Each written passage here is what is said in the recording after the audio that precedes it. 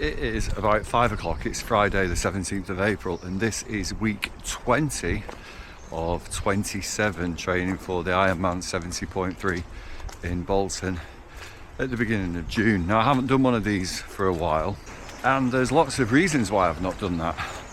The main one is simply the fact that I've just been too busy. I've got busy being consistent with my training. When I started this block, I had one goal in mind, and that was to get to the end of the 27 weeks being well, being healthy, being injury free and being far stronger than I was at the start. And with 7 weeks to go, I'm really pleased that those goals look like they are going to be met. Got myself into a position where the cycling is really strong. Thoroughly enjoyed Matt's cycling sessions. I bought myself a Zwift bike at the start of the year and I've used that consistently to maintain the cycling volume, the cycling intensity, all through winter. I've ticked off all of those sessions. I'm really confident that I'll be able to get that 56 miles completed somewhere between 2:45 and 3 hours. So that is a real improvement from the last time that I did an Ironman. I feel really strong and I'm itching for some good weather to get out on the roads on my road bike. And when I do, I am going to make a film about that because I've treated myself to a really nice special bike. Cannot wait to get back out on that. I've only been on it once and it was superb. Running has been going really well. I've not done anything with any intensity because I have wanted to manage the effort so that I'm not overloaded and so that my previous tricky history with injuries is managed really well. Last weekend was fantastic. I ran the Boston Marathon in Lincolnshire. I paced my friend from Bolton Roadrunners, Kimberly. She wanted to run a personal best and she did. She ran a personal best by 19 minutes, which was amazing. It's a bit slippy here, which was amazing. And she trusted me to pace her for that. Solid negative splits. The final 5 miles were the fastest of the marathon and each one of those 5 miles was faster than the one before. So mile 21 through to the end was a nice 5-mile progression run. She absolutely smashed it and was singing at the end. And one of the reasons why I think that went so well and I felt so strong throughout the whole thing is the cycling and is just the consistency of running. Today I've been swimming. Swimming has been, if there's a weaker discipline, it is swimming. It's not unusual for triathletes, particularly a triathlete with a running background, for swimming to be the weakest. I really enjoy the swimming once I'm in.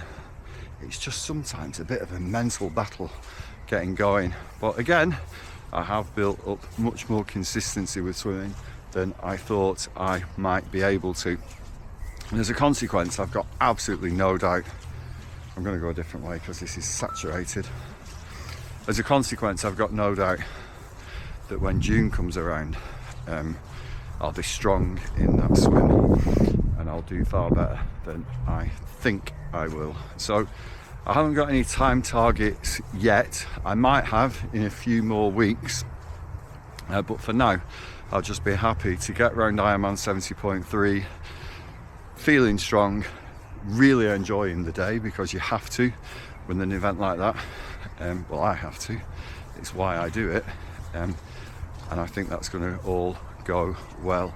So a huge thanks to Matt Dewhurst, who has put together the plans that a lot of us from Bolton Tri, which is part of Bolton Roadrunners, my running club, are following. I haven't met anybody that's on Matt's training programs that hasn't enjoyed what they've done so far, or hasn't also run a PB along the way, which is fantastic and a real indication of just how much progress people can make despite being in their 40s, 50s and beyond, which I just think is fantastic. And it really is what it is all about getting the most out of ourselves. So a big thank you to Matt.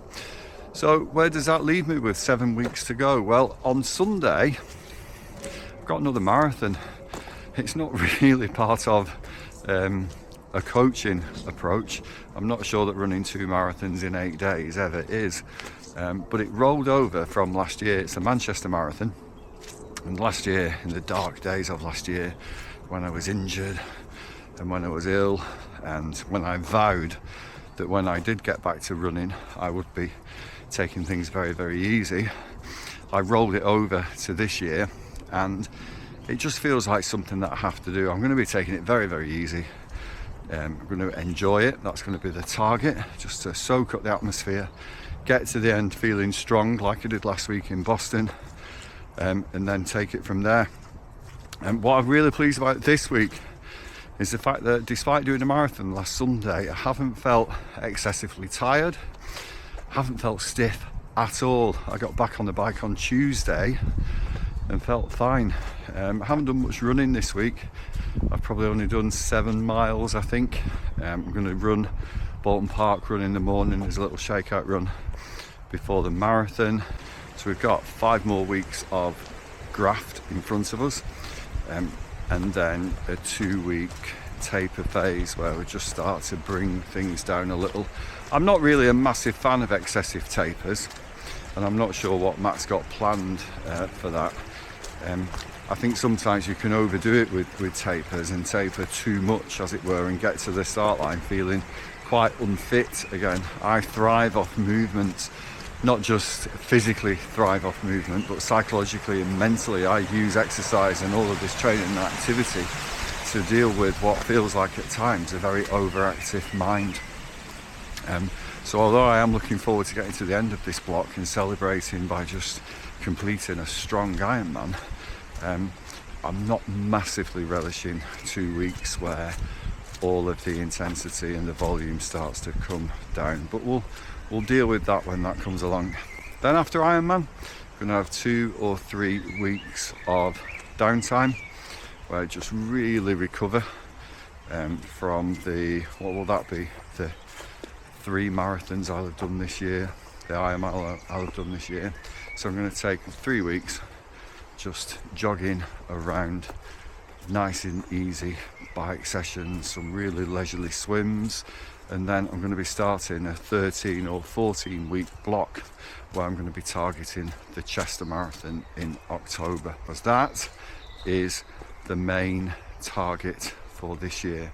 I have to get the marathon nailed, and what I mean by nailing the Chester Marathon is running a sub 3.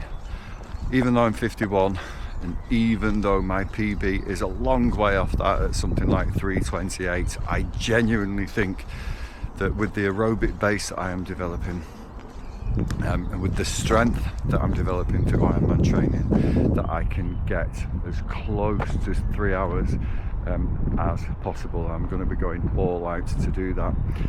Every time that I've attempted it before, I've broken down, and I've broken down through either illness or injury, and that's because I just haven't been able to manage the intensity properly. The things I've been learning with Ironman training this time is where to draw the line. Where is the line between a really productive run or ride or session and overtraining? And I think some of that is just age, some of that is about not being led by your ego and being led by data instead, and it's that approach that I'm going to be leaning into as I prepare for that attempt at sub 3 in October. I've got quite close to it before from a training perspective. I've been able to get to long runs of sort of 19-20 miles where I've been ticking off 6:45 pace, so I've been able to get relatively close to it. But we all know there's a huge difference between what you do in training and what you can produce on race day, so none of that matters, none of that counts. All of that is for the future, but it is something that I've put in my diary. It is something that I am committing to now, and I'm committing to it now, and I'm saying it now, so that I can build in a level of accountability again. There's two ways of viewing that. It can either backfire massively and come back to bite you on the backside, or it can be hugely motivating. But it's been hugely motivating telling people about Ironman, saying that I want to do it this year. I want to do it again next year, where I'll be competitive. So rather than just completing it, which is a goal this year, I'm going to be competitive next year, get those times down, and just start to lean into the best version of myself that I possibly can, despite being, what will I be next year, 52 years old. So I've waffled on for long enough. I'm going to stop now. I'm going to make my way home. I'm going to get the carbs in, because I'm going to need them over the next few days, and I shall see you on the next one.